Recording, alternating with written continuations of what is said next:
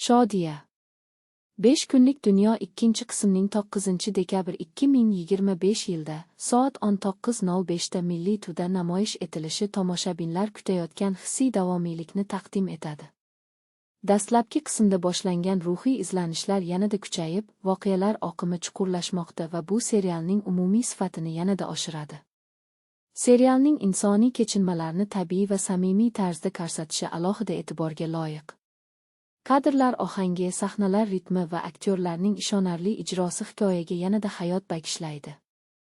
Dialoglar sodda, ammo ta'sirli, voqealar esa izchil bo'lsa-da, zeriktirmaydigan darajada jonli. Menga ayniqsa mayda detallar ortidagi mazmun yoqadi. Ular har bir sahnani boyitib, qahramonlarning ichki dunyosini yanada chuqurroq ochadi. Ikkinchi qismda ham shu uslub davom etishi, xarakterlarning yangi qirralari ochilishi kutilmoqda.